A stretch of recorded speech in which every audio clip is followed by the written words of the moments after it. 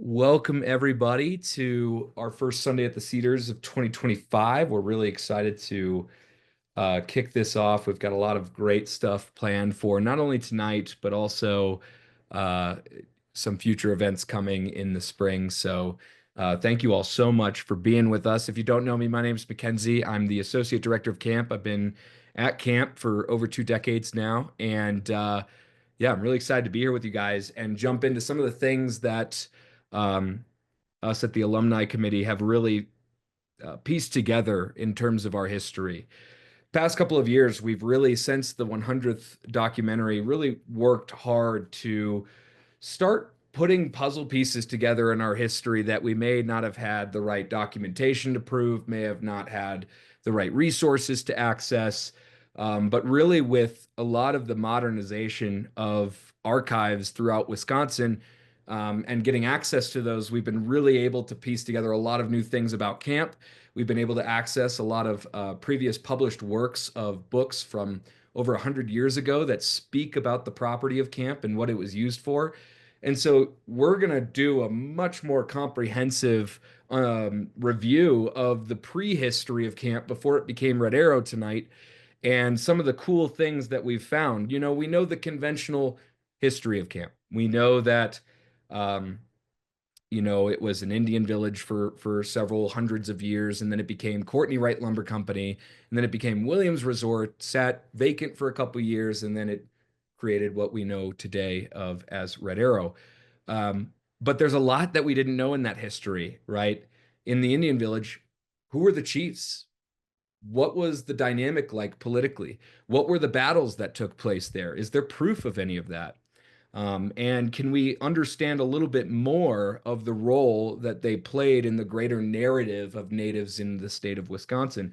And then as we progress to the logging years, who ran the lumber company? What were the people like there? How did they design the cabins? Who built them? Things like that, that we really haven't been able to piece together, that we're able to give more information on tonight. And so we're really excited to do that. If you guys have any questions, feel free to chat it in the chat below, or we're going to have a section here at the end if you guys want to ask questions directly regarding something about Red Arrow's history. This is the night, so once we finish this presentation, feel free to jump in and ask some questions. And so with that, we are going to get started, and we're going to get started with going back as early as we can in documentation. Historians in Wisconsin who have studied our property in the past believe that people settled on our shores, specifically the shores of the mouth of the Trout River, right when the glaciers began to recede. And they were there ever since, or ever until today, right? And the tribes that occupied the land were the Fox tribe and the Dakota tribe. The Dakota tribe is otherwise known as the Sioux tribe. And they occupied the lands, especially around Lake Superior and Wisconsin, for several hundred years. And it wasn't until the Ojibwa arrived in Wisconsin that we really started to pick up documentation. This is one of the earliest paintings of the Ojibwa, painted by Paul Kane in 1846, before 1871. And it speaks to the time when the Ojibwa believed that they were following a prophecy. Previously, the Ojibwa lived along the Atlantic Ocean, and starting in around 1600, they believed in a prophecy that led them to becoming the dominant force of the Lake Superior region. The ancestors in oral stories established a large settlement at La Pointe, which is now modern day Madeline Island. And La Pointe plays a huge piece in the history of the Ojibwa and the fur trade that we're going to get into in a little bit here. And the prophecy basically read that the Ojibwa needed to move further west where the land or where the food grows on water, indicating wild rice that grew on the banks of the rivers and lakes of northern Wisconsin. And so when they arrived at around the 1600s, they really quickly started interacting with the Europeans. The first interaction documented was as early as 1615. And the Europeans were specifically at the time the French. And the French began trading with the Ojibwa in exchange for metal tools and weapons for specifically beaver fur. Beaver fur at the time were used for those top hats that if you were to watch, I'm trying to think of some shows that kind of emulate that time. If you were to watch Downton Abbey or some of those shows where they're wearing their top fur hats, those were made from beaver fur and more than likely came from the Canadian and northern United States region. And so it really became the oil industry of today. Beaver fur were in hot demand, and the Ojibwa were the people who could trap the beavers and be able to produce the furs for the French fur traders. So, starting in the 16th and 17th century, or 1600s to 1700s, the Ojibwa quickly became the key player with the French, and that allowed them to quickly dominate the Lake Superior region. So now let's go to another painting by Paul Kane that he painted around the same time, um, because this really illustrates the uniqueness of some of the Ojibwa in the area. When the Ojibwa began to expand in Wisconsin in the 1700s, they settled across all around northern Wisconsin, but their main central hub was on Madeline Island. And they traditionally settled in large villages as emulated to the way they lived life in the past along the Atlantic. But as they became the monopoly for the fur trade with the French, they really had to start transitioning and adapting the way they lived. Partially because of contention with the Dakota tribe and the Fox tribe, as mentioned before, and the other piece to really continue to have market dominance in the area. And so they began to split off in smaller, what we call bands, but essentially just large families began to settle in other areas of Wisconsin. And these bands consisted of a naming scheme that was either the lake they occupied or a tradition they held. And this is one of those traditions. The French fur traders, when they first came to the area, saw the Ojibwa take to boats in the evenings and light the front of the canoe by torch and then stand in the front with a spear. And the fish would rise up from the shore and then they would spear them with their spears. And one French fur trader called it the Lac de Flambeau, or the Lake of Torches. And that's essentially the Ojibwa band that played a major role in the Trout Lake area. That band settled in the Woodruff area between the early 1700s, so somewhere between 1720 and 1740. And we're able to document that because of the lineage of chiefs that we've been able to piece together. When I talked to a couple historians, they very quickly communicated that the most important piece of your research is following the chiefs who occupied your land, because those chiefs tell you the stories, tell you the traditions, and tell you the history of what happened there. And so this is the current lineage of chiefs that we have today to document who was occupying that land in terms of families. And it really starts as early as 1671. Kachinezua. And Kachinezua resided at La Pointe on Madeline Island. The French appointed him as principal chief of the Ojibwa, meaning he was basically, elected by the French to be the representative, primary representative of the Ojibwa, and similar to like President of the United States today being elected. And this chief had two sons. The older son sat in, who translated to the neck of the earth, became the principal chief for the Ojibwa once his father died.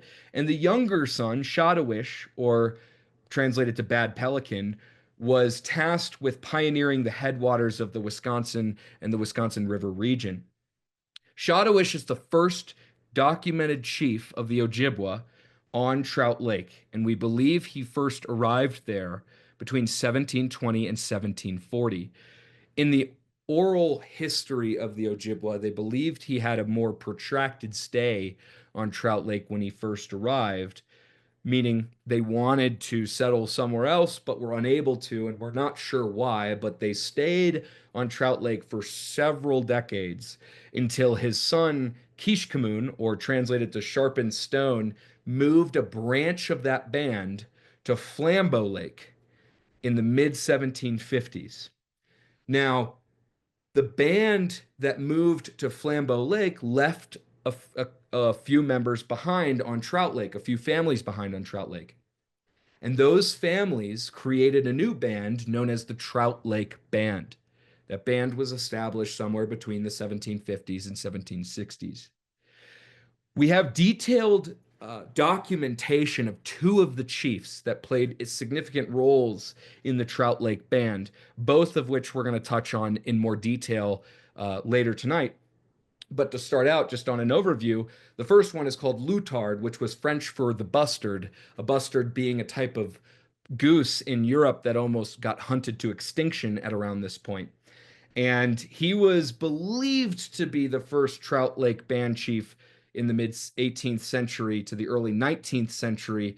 And he worked exclusively with the Northwest Trading Company. And we're going to talk a little bit more about that and why that's a significant piece to the history of Red Arrow.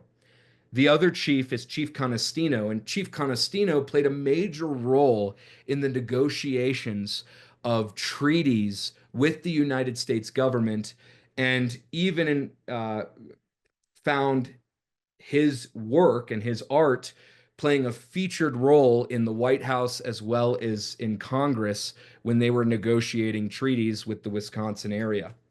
And so our current documentation, we've been able to find four chiefs that were in the area, dating all the way back to the early 1700s. We believe there's more, and we believe that there, especially between Loutard and Chief Conestino, there might be another chief in there that we don't have documentation of, but we're working on it. And so it's really cool because before this year, we were unable or had no idea of the kind of people who occupied Trout Lake, who were the chiefs, and how did they run their villages. The next slide here is a journal entry, and it's a journal entry from someone named Franqui Victor Malio. And Malio was born in 1776 and rose the ranks at the Northwest Trading Company until he was assigned the Flambeau Lake Trading Post in the midst of receiving very contentious reports from the clerks at the time at the Northwest Trading Post, who detailed some very difficult confrontations with the Flambeau Band or the Lac de Flambeau Band, which branched off from the Trout Lake Band earlier, about 50 years prior, who needed more assistance. And so Malio was tasked with taking a voyage down from Lake Superior to the Flambeau Lake region in which he occupied for 1804 to 1805. Malio kept daily accounts of his time on Flambeau Lake, and the way the business was set up at the time was the Northwest Trading Post was tasked with trading with around 15 bands in the area, but the band it didn't have access to was the band on Flambeau Lake, the lake that they resided on. That band had the XY Trading Company's post situated right in their village so that they could have dominance with the Flambeau band. And so this created a very contentious environment on Flambeau Lake. Keep in mind, it's 1804, 1805. There's virtually no regulation, no rules to follow when it comes to company competition. And so they would spy on each other. They would raid each other's posts. They would, loot each other's villages and areas. And so it really became a contentious period. And Malio was there to try to help uh, uh, uh, create a more peaceful environment, but he struggled with it. However, one of the chiefs that he had a good relationship with was Loutard from the Trout Lake Band. Loutard and his men would come and visit and stay extensive periods of time on the Northwest Trading Post with Malio. And so we have very detailed personal accounts of who Loutard was and the way he ran his village. Malio detailed him as a true warrior, someone who would walk up to you and you'd immediately be uh, respecting of his physical ability. He was very, very hot tempered, though. When he would hear of the Flambeau band coming and raiding or looting the Northwest trading post, Lutard would go and bring his men and paddle them over to the Flambeau tribe and exchange a couple words with them or engage in some physical combat with them. And that's it's a really interesting piece of the history because once the Flambeau band and the Trout Lake band separated, it really became a contentious time between them. And part of that is to blame by the trading posts in which they had massive influences on these tribes' economy. And both of which wanted dominance, both of which wanted access to all of the trading companies. The chiefs at the time, even though this was a very contentious period, reflect on this being the golden age of trade. Both chiefs and traders would reflect on this moment very fondly, and Malio was one of them. And so Malio gives us the first real personal, detailed accounts of uh, Lutard and the tribe on Trout Lake. There's actually going to be a more extensive article about their interactions and the dynamics that they had in the Big Campfire magazine this year. And so I encourage all of you guys to look out for that because I think it'll be really, really incredible to read some of the journal entries that Malio made about Lutard and the history of Trout Lake there. So this next piece is a map of the typical route that Malio described the Trout Lake band taking in order to access his trading post. This map details the route they took. So they would leave Trout Lake, go down the Trout River, portage onto Round Lake, and then take a couple more portages onto winding up on the Pokegama Lake, and then finally portaging onto Flambeau Lake, where the Northwest Trading Post was situated right on a peninsula there. And Malio details accounts in which where Lutard would take extensive trips up the river to temporarily visit his village and collect wild rice to be able to continue selling with him. I think it's important to note that even though it may seem like they had a good relationship, Malio definitely had some undertones with his trading with Lutard. Rum was used very extensively as a way to get loyalty from these chiefs and tribes. And in the moment of trading this rum, would end up in debt with these traders. And so Malio did that intentionally in a lot of instances to make sure that tribes stayed loyal to him because they were in debt to him. And a lot of that was because they were trading rum in exchange for precious foods that they needed to store up for winter. And so wild rice was abundant on Trout River, and it really became an essential piece to the native economy at the time, especially for the Trout Lake Band. This next map is the Greater Flambeau Trail. When we talk about the journey that was taken from La Pointe, Madeline Island, where the primary trading was taking place with the Ojibwa, when the Ojibwa started moving south, they established what is known as the Flambeau Trail.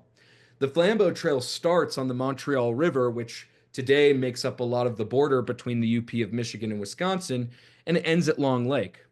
Well, after the official ending of Flambeau of the Flambeau Trail, they then began making their way down to all of the lakes that we know of in the area of Woodruff and Arbavida. And the end, the true end of the Flambeau Trail was the outlet of the Trout River. The Trout River had many terms or was called many things over the years. The Trout River is actually a recent designation. When I say recent, I mean as recent as the 1890s. But before that, it was also known as the end of the Manitowish River, and there were periods of time where it was even called other things as well. So when men would take their voyage from Madeline Island, a lot of times they would end their voyage at Trout Lake and then make their way back up to La Pointe on Madeline Island. And so I think it's really interesting that when our counselors go on a day off and they go to Madeline Island is the start of the Flambeau Trail. And then when they came home at night, it was the end of the Flambeau Trail, and they'd travel all of that in just an hour and a half, whereas these voyagers and these traders would take weeks, if not months, to be able to travel from one point to the other. And so a lot of historians that I've talked to emphasize the importance that Trout Lake had. It really was the caboose of the trading, of the fur trade that took place in the northern Wisconsin area. It was the furthest south that a lot of those traders would go. It was the end of the trail. And so that village, whoever had that village or the stronghold in that area, really dominated the trail that those fur traders took from Lake Superior all the way to the inland lakes. And so that land was fought a lot by the Dakota and the Ojibwa.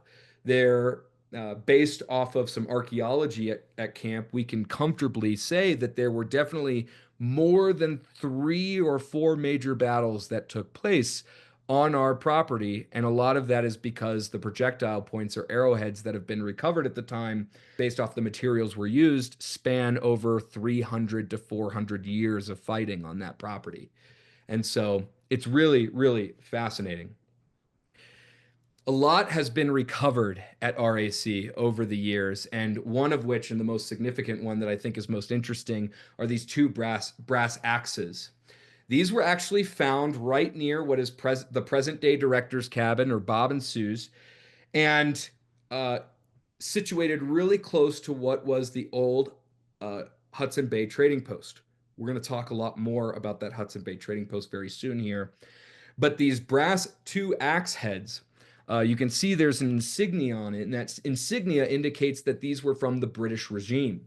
At some point in the history of the Ontario region and the northern Wisconsin region, uh, it switched hands from the French to the British, and so these axe heads were believed to come from the British, which was later more in the mid 1800s. George West was a surveyor who stopped by camp in August of 1913. And alongside these 2 brass axe heads, when he surveyed the old location for the Hudson Bay Trading Post, which is now by the present day bell. So whenever you hear that bell ring, that's right where that trading post was. He recovered 5 iron harpoons, a hoe, 1 iron tomahawk bearing a dog's foot, which is why they believe that it was an old Hudson Bay trading post. Some of the historians who've researched our property believe that we haven't conclusively decided that that is from the old Hudson Bay Trading Post, and that the foundation is a Hudson Bay Trading Post foundation. A couple of reasons why. One of which is these tools would be traded like wildfire amongst tribes. So if one said it came from the British regime, one said that it came from the Hudson Bay Trading Post, and they had insignias of which, it doesn't mean that the property that they were recovered from came from that company. It just means that it wound up at that company or at that location. And so even though our legend says that it's an old Hudson Bay Trading Post and we're going to stick to that, the historians in which create an official record with the Wisconsin Historical Society believe that the evidence is inconclusive that it actually was an old Hudson Bay Trading Post. It definitely was a trading post or functioned in the trading realm in some capacity. We just don't know if it's specifically from that company. But for right now, we're going to go with our conventional legend because our early records, specifically from John Runkle, he wrote accounts of it being an old Hudson Bay Trading Post, and he wrote those as early as the 40s, and so we're gonna go with that. But this is one of those cool things that were recovered from the archaeology over the years of camp that indicate that it played a major role in the fur trade. Now we're going to get to a really important piece of the native history at camp. We're going to talk about the treaties and the reservation formations of the area. Trout Lake played a major part in the negotiations and influences of the time. The Trout Lake property was officially ceded in 1842 alongside what is called the Copper Treaty, which was signed at La Pointe in Madeline Island, which cedes the land all throughout the northern Wisconsin area. And following that year in 1843, the United States first did a census of who occupied the area. And in 1843, they found 16 families that comprised a total of 82 natives on the Trout Lake Band with no half breeds. Half breeds is referring to a very common practice that took place in the trading area in which traders would marry specific natives in specific tribes, again, to help motivate loyalty with that tribe to trade with them, and would create children as a result. And those children are constantly, through treaty negotiations, referred to as half breeds. And so it really became a very, mm, uh, a very sensitive topic in the politics of Wisconsin when it first was formulated as a state. But the fact that the Wisconsin or the Trout Lake tribe had no half breeds indicates that there was no deep integration with traders directly on the property. However, when we look at the Hudson Bay Trading Post and the function it had, we have to understand the context of the history of these trading posts. These trading posts were not just your everyday log cabin, they were fortified fortresses. They had huge log wooden palisades wrapping around the entire property with numerous buildings built out in them. And so, what makes the old Hudson Bay Trading Post, where our bell is at currently, so peculiar is it's a 20 by 20-foot building. There's no archaeological evidence that there were ever palisades. There were no archaeological evidence that it was a fortified fort or that multiple people lived there. It was really a small operation. And so the historians that I spoke to at the time believe that the old Hudson Bay Trading Post that we referred to could have been a storage facility that was built by the old Hudson Bay Trading Company, or it could have been used as a smaller, more abbreviated trading post or a seasonal trading post, not a year-round operation. The Northwest Trading Company and the Hudson Bay Trading Company merged during Malleo's stint on Flambeau Lake, and it's at that time that we believe that post was built. So anywhere between 1810 to 1820, and based off of some evidence that some historians gathered for us, we believe that it was decommissioned by the 1840s. So it only lasted a very short period of time. However, what you're seeing here is a very important pictograph. This pictograph actually played a major part in the political history of Wisconsin at the time. Following that Copper Treaty in 1842 and following that census, there was a consensus amongst the chiefs in the area that the United States was not going to keep up their end of the bargain with these treaties. And so they started to get concerned. And it really is the first recorded,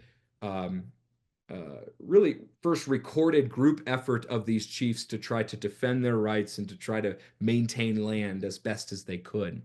When they ceded this land, they were allowed to live on it and they were allowed to source its resources. They just didn't technically own the land.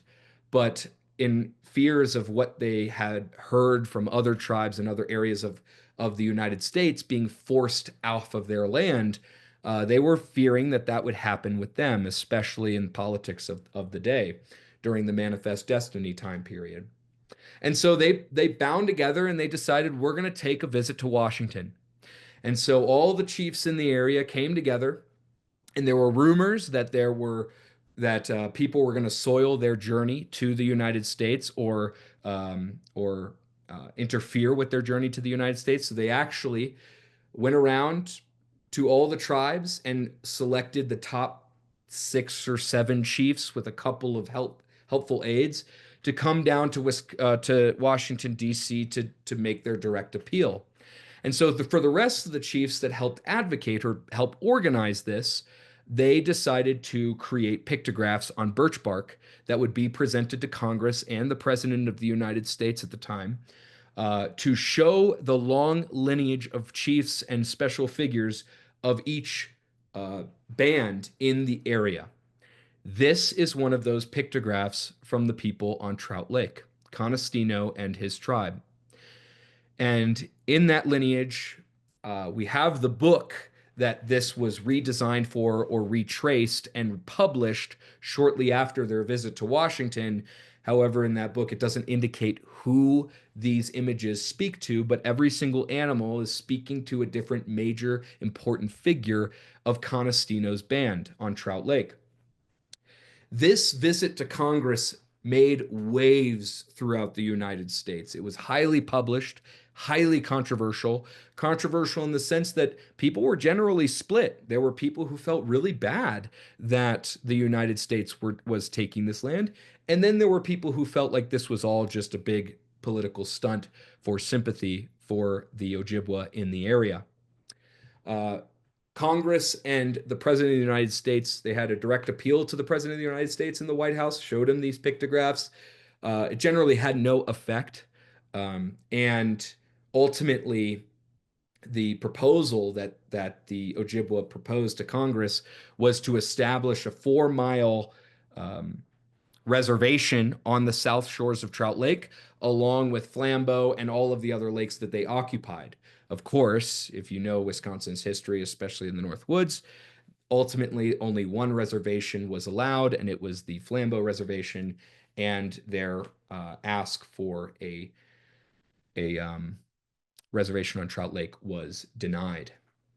During this time, there was a lot of explorers that came to visit Conestino and his band as well. In 1846, a man by the name of A.B. Gray visited Trout Lake along his journey to try to properly map the area to further provide information for the newly formed government of Wisconsin. And so in his reports, he actually, I'll read a little bit of it. After a detention of a day and a half at this encampment, we continued to ascend to the Chippewa in the afternoon at around 5 o'clock and came to Trout Lake, where our tents were pitched upon the bank in a beautiful pine grove, a short distance above Conestino's lodge, where the near outlet of the lake resides. Fine fish and delightful water is found here, and the small patch of ground which was rudely cultivated had produced excellent vegetables. Several families resided upon its borders, and Conestino, the chief of the band, has his hunting grounds in the district. So this gives you a little piece of some of the location and information of what resided in that village on Trout Lake and Conestino and his men. So now we're going to start transitioning from the native era to the lumber era. When Wisconsin formulated as a state, very quickly, the politicians at the time, the government, and the people who were beginning to move into Wisconsin wanted to renegotiate a lot of these treaties.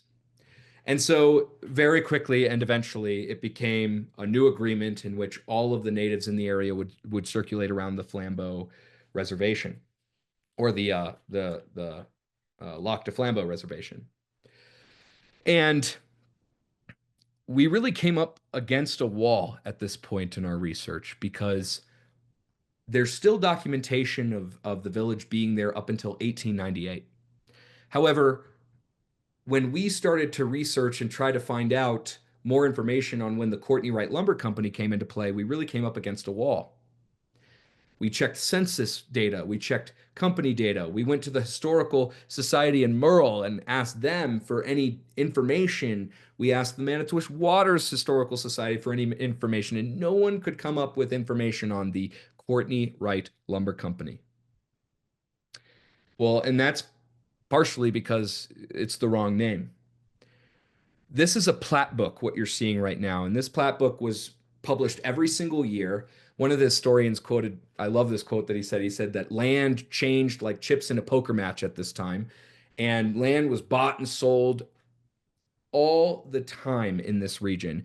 And so they would republish this book indicating who owned what parcels of land and where.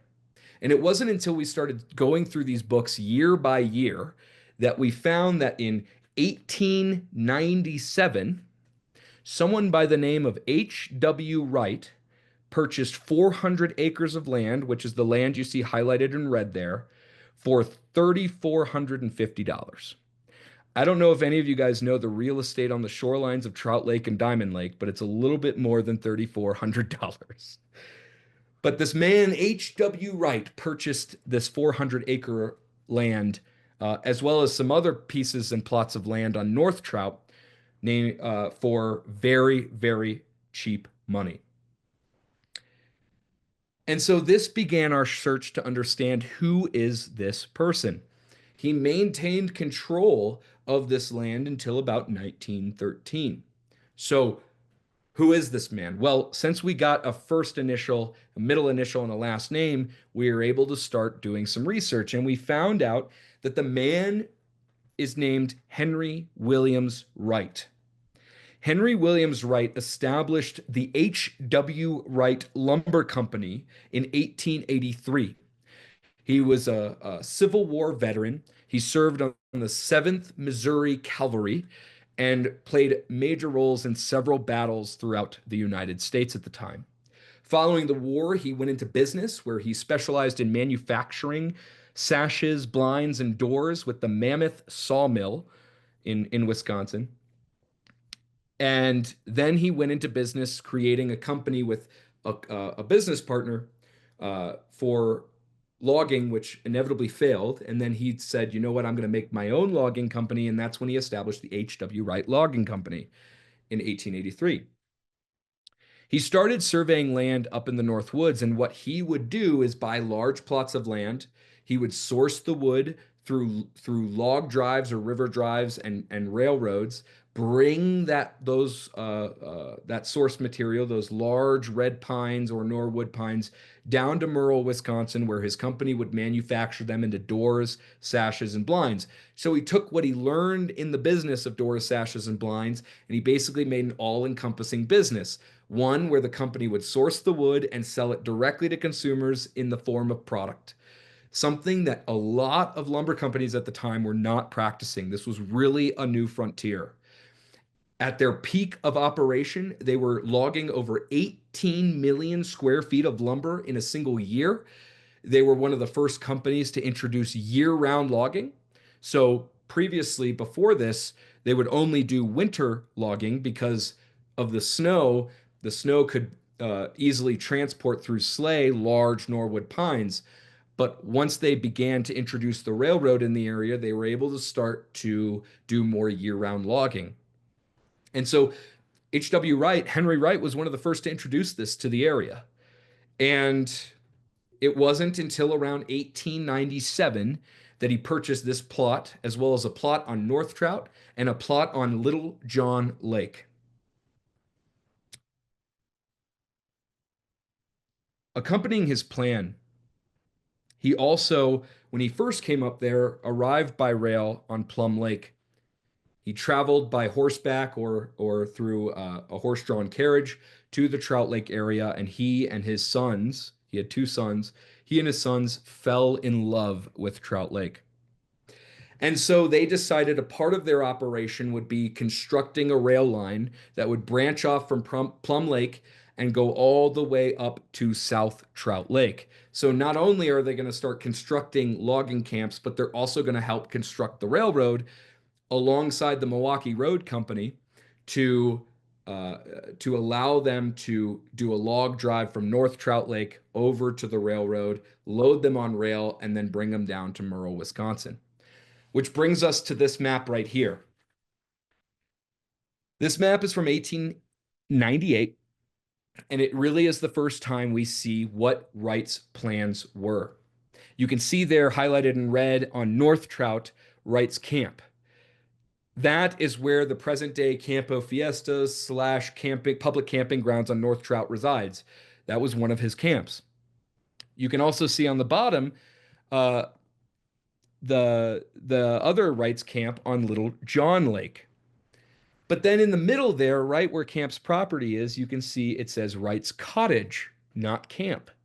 Well, that was really interesting to us because why are those other two locations called Wright's Camp and this one's called Wright's Cottage?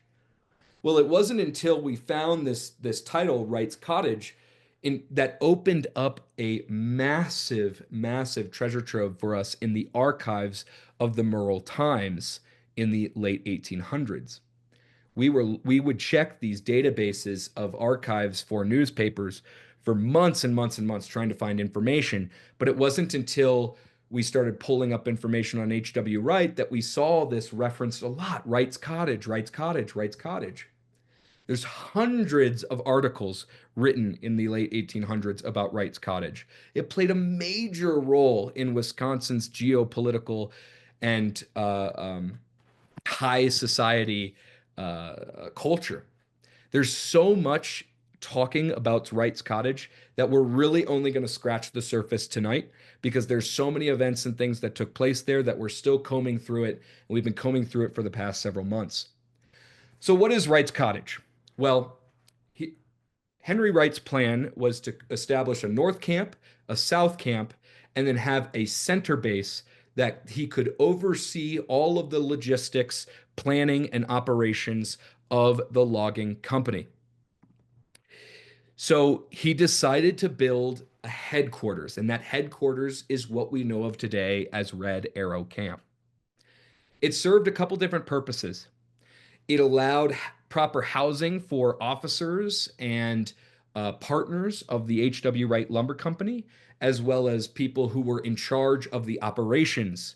So essentially, Wright's camp, we'll call it North Camp on North Trout, would log around the Boulder Junction area and then bring the logs onto Trout Lake, where they would have a tugboat pull them to South Trout. And then Little John Lake, they would source logs there as well. And then Wright's Cottage was a great place in which they could see what their inventory was before they sent it off onto the rail line. So, as you can imagine, if you look out from the shores of Trout Lake, imagine seeing just hundreds and hundreds of logs floating, just floating in the middle of the lake in between the two islands. That's what they would see every day at Wright's Cottage. And so it was the center point for all operations. The other piece it was used for, again, Henry Wright loved Trout Lake. He fell in love with it. His kids loved it. They wanted to raise their families there. So, on top of being the operational center point of the business, he also built two large buildings there that he would use as residence for his family and for hosting very important political figures of the time. Newspapers at the time revered Henry Wright. They wanted him to run for governor and eventually president of the United States. Everyone in Wisconsin thought that Henry Wright was going to be just one of the most crucial and critical figures in the newly formed state. And so it was built to serve that purpose, be a residence for the Wrights family, on top of also being the place for the center point of operations in northern Wisconsin for the H.W. Wright Lumber Company. I think it's important to look at this when you see the architecture of our buildings as well. If you look at typical logging camps, they had very, very low ceilings and very, very small windows. This was to keep the heat inside in those horrible cold winter months.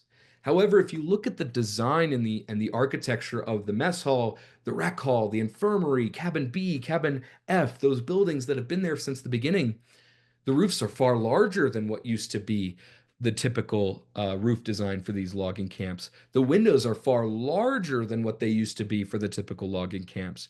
And that is because it was a place for more white collar individuals. It was a place to host other people. It was a place to be a recreational facility during those logging years, as well as facilitate a very, very wealthy family at the time.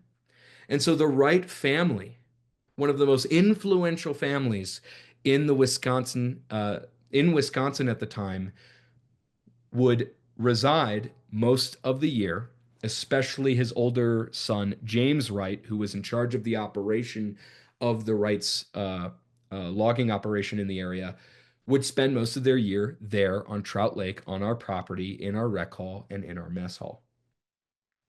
One of the interesting things or tidbits in this history as well on this map is at one point, especially in 1899, there's records that indicate the Wrights were planning on building a large dam on Trout River.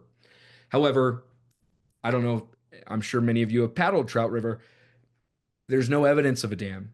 In 1906, the USGS did a report on Trout River and found that construction was never actually progressed. So it sounded like the Wrights were looking into doing shipping of these logs by rail and by river drive, but ended up only doing it by rail.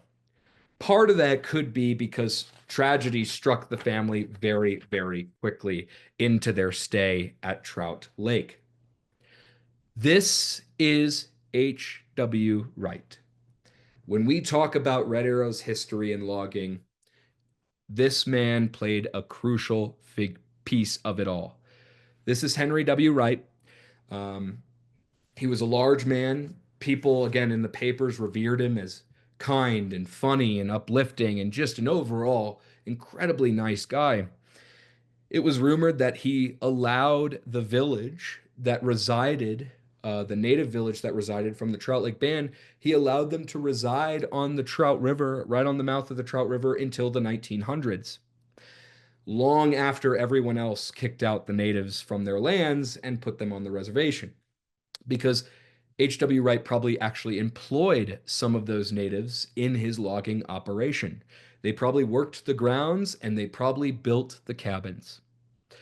So when we look at the rec hall and the mess hall, it's very likely that members of the Trout Lake Band helped construct those buildings when they first were established. In 1900, his operation in Trout Lake came to really be complete. He completed his railroad, he completed the two camps, and he completed Wright's Cottage. And so, as a man of the public or a man very popular with the newspapers, what did he do? Well, he rented a private train car to ship up tons of reporters and influential figures in August of 1900 to come see everything that he's been doing. And it created a treasure trove for us to see what was the food like that he served, what was the entertainment that he offered, what was he like as a man, and the stories that he shared as a man. And and so we have tons of those reports. Again, I think he sent up, I think, 25 to 30 people on that train car. And in those articles, one of the funny things that says is that H.W. Wright or Henry Wright showed up and driving the tugboat himself and picking up all of the reporters and had a bellowing laugh and would make stops at Coons and Mann's Cottage and some of the other resorts on Trout Lake at the time before ultimately arriving at his property on Wright's Cottage. And following that year in 1901, specifically in May, they had a very late winter. And news reports started circulating around Henry Wright's decline in health. And so it was spring in northern Wisconsin, and H.W. Wright went up to camp to start opening it up and getting his cottage ready for hosting another string of guests during the summer. And for some reason, it was late May and there was still ice on the lake. And so he didn't want to drive the tugboat from Wright's Cottage to the train station, but instead he had a stables there, which is now present day Cabin F. He decided to go by carriage, by horse-drawn carriage, from his property known as Wright's Cottage to his train station on South Trout, right by Rocky Reef. Well, the carriage got stuck on the bridge that was built over Trout River, and he had to get out and help push the carriage. Well, his chauffeur at the time cited that he sat down on the side of the bridge, was seen as very pale, seen as very unhealthy. He was complaining that his chest was hurting. And by the time he got him into the carriage and brought him to the train station, Henry Wright died of what is believed to have been a heart attack. And so the papers swirled over this and really swarmed his oldest son, James Wright, who assumed command of the operations of the Wright Lumber Company. James Wright was not like his father. He was not as charismatic. He was not as fun. He was not as uplifting. Part of that could have been that he lost his father, but he was known as very secluded, very quiet, very reserved. However, he still rose to become a major political influence in the area.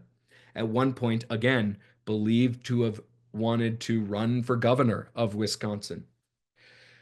James Wright took ownership of the company, and by 1906, the Wrights moved a lot of their logging operations to Marathon County, in large part because they logged through all the logs in Boulder Junction and logged through all the logs south of that on Little John Lake.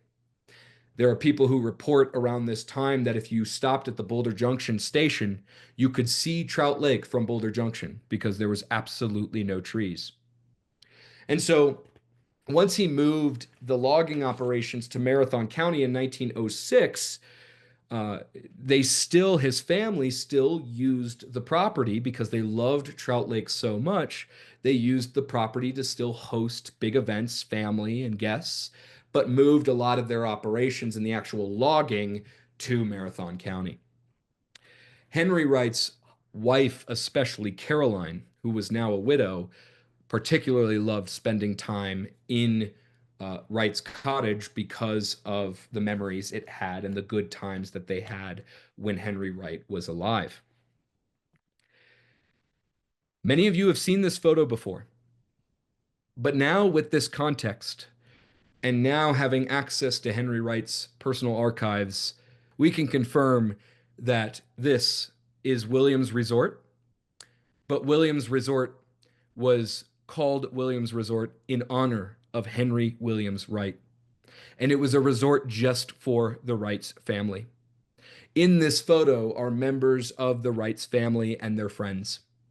This is not an open resort to the public. This was an exclusive resort just for the Wright family. In the articles that were published in 1900, where Henry Wright was showing off the property, they intimately describe what these buildings were and the purposes that they served.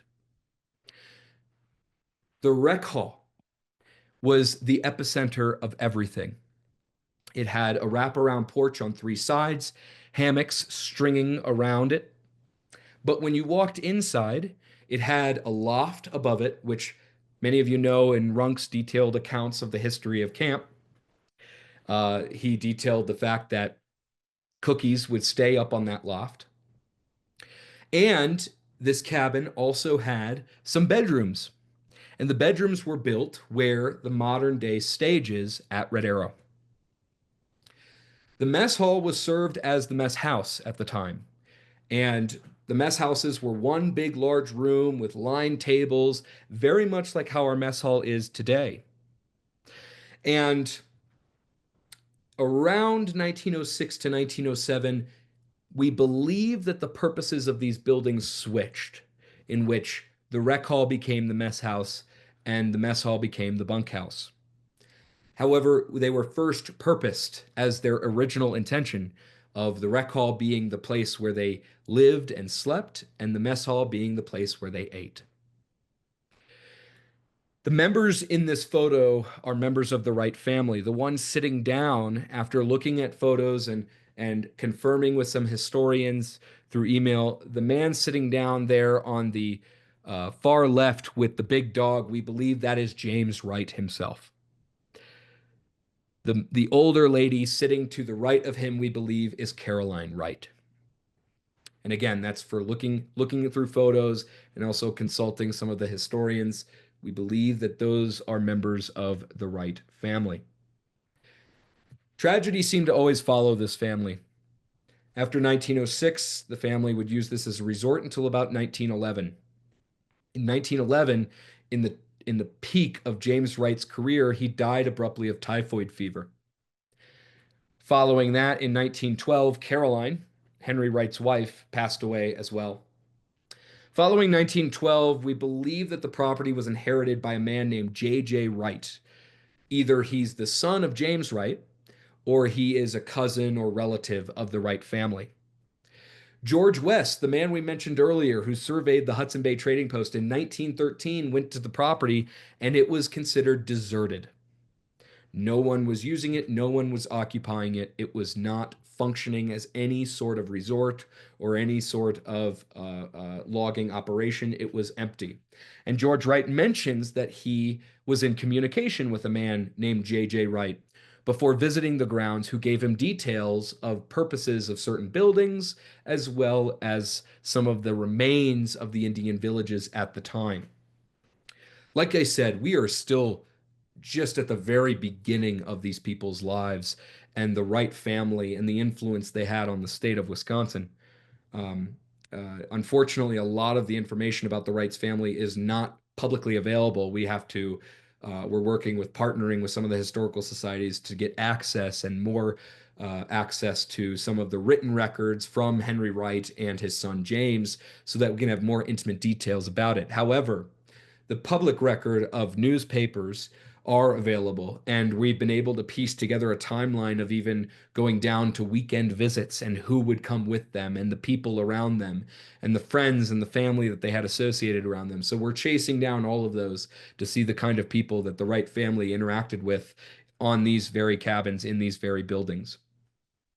And so the land laid vacant, and the Northwest or excuse me, the Wrights family also sold their stretch of the Milwaukee Railroad or the Trout Lake Railroad for $10,000 in 1913 as well. And that's when the Milwaukee Railroad really continued to build that rail line up to Boulder Junction. And that rail line was continued for several years, even helping bring campers to camp for the first couple of years that it was a summer camp before it ultimately closed down and got disassembled. This is another photo of the Wright family during that time between 1901 and 1906. And there's a couple things that we want to point out in this photo because this really tells us the story of what the function was for this camp. The highlighted piece indicated as number 1, you can see a couple things. In the trees there's a gazebo, which we can confirm was there and was still there at the start of camp because there's some old photos that are taken right by the infirmary and which show in the background this gazebo. And also you see the infirmary there. The infirmary is where we believe uh, the the groundskeepers, the maintenance men, and the cooks lived and operated, uh, as well as cabin B. So those two cabins right there, we believe were functioning as housing quarters for the people who were serving the Wrights family. The part where our current nurse lives in the sleeping quarters of the nurses of the infirmary was actually a porch. And in the 100th documentary, you see Tim describe this. We believe it was used for the Wrights carriage that as a storage spot for the Wrights carriage until it was eventually, when it became a camp, covered up and became the nurses' quarters. Number 2 there, that is the current day rec hall. You can see there's a wraparound porch on it. That wraparound porch has been built out to be the extension for the rec hall so that we can seat more guests. But you can see the two buildings, the mess hall and the rec hall, in the background there. Number 3 is a very interesting building, and we didn't know what this building was until we started looking at newspapers in 1900 to understand what this building served. This was a large screened-in gazebo or pavilion, and this screened-in pavilion was served many different functions. It kind of served as the epicenter. So rather than having officers of the company come by boat or come by horse and come into the headquarters of the Wrights family or come into the residence of the Wrights family, that is where they would work during the day. And it was also used to host several special events. Again, we're still researching what those events were and the functions they had. We believe some of them were fundraisers for some of the governors that ended up becoming governors for Wisconsin. We're still piecing all of that together. However, that building had chairs in it, tables in it. It had even a stove in it at one point, but it was a screened-in pavilion, and it now resides, or the remains of it is no longer there, and it now is where our sailing shack is for our sailing class. And so this really confirmed that these pictures were of the Wright family and when they were using it and occupying it as a family, which is really, really cool. Now we're going to talk about the time in between the Wrights occupying the land and when it became Red Arrow.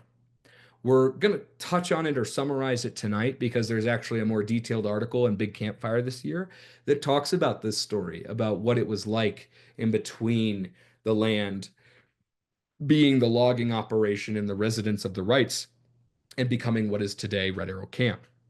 However, this booklet you see here really became a major influence in us piecing together what camp was like when it was first getting constructed, what camp was like when it was lay vacant. And that's because this photo album is believed to have been the photo album or the personal photo album of a man named Red Hauer.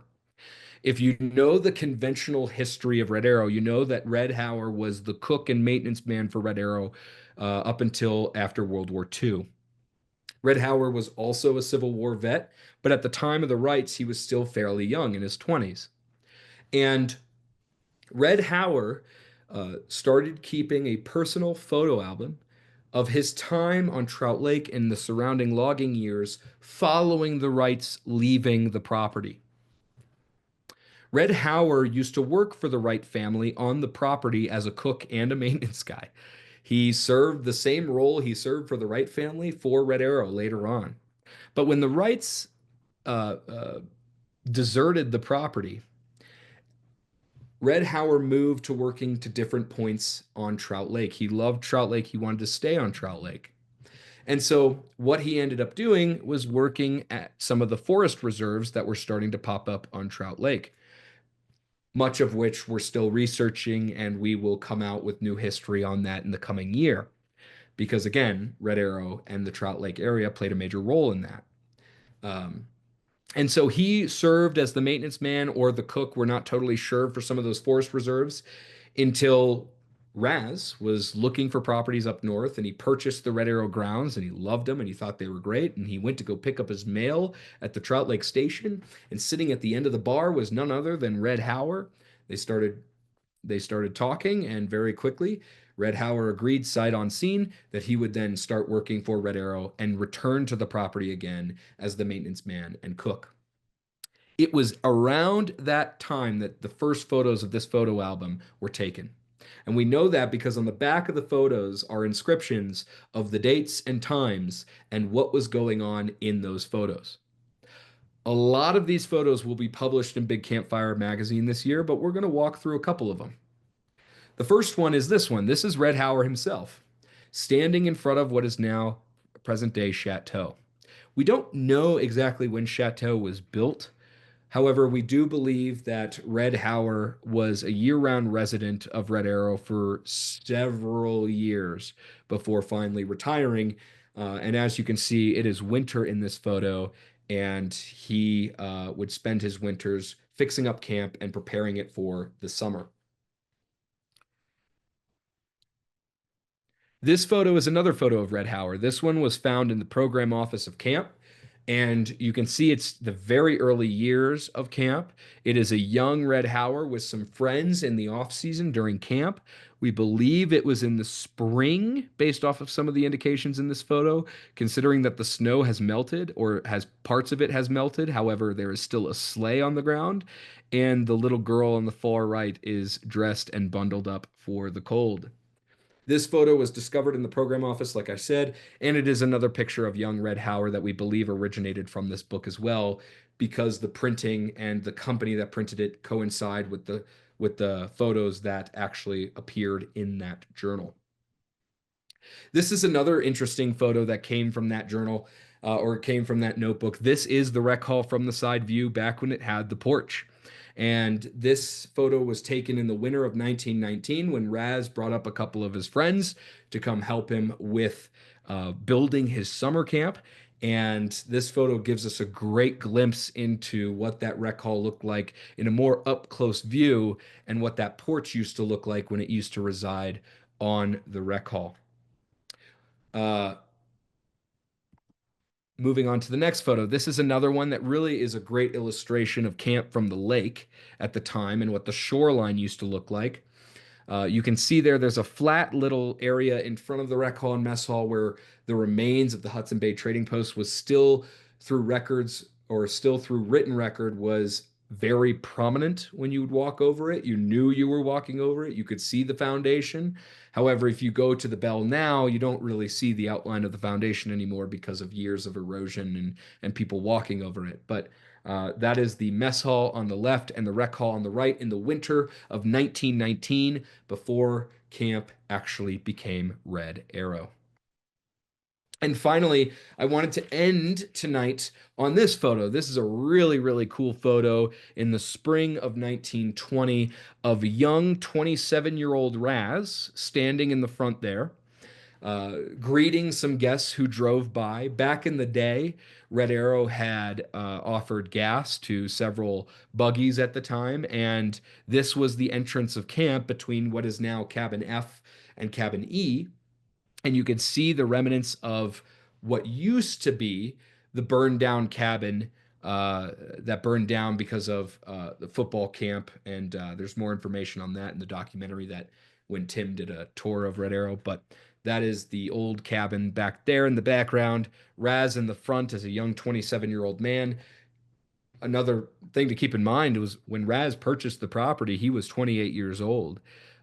He was a very young guy and managed to fundraise a lot of money from parents at Country Day. And these are some of his friends who drove by and stopped by and had a conversation with him. On the back of this photo, it tells us who those people are. But doing some research, we don't think they have any influence or significance to Red Arrow. They must just be some interesting locals. And so that is what we have to show for some of the new findings we've had at Red Arrow this year. Again, there's still so much that we've just recently had access to that we are still combing through, and there's findings that we're having on a daily basis, some of which that we're just not ready to share with you guys this year. But as we gain more information, we will definitely bring that to you guys.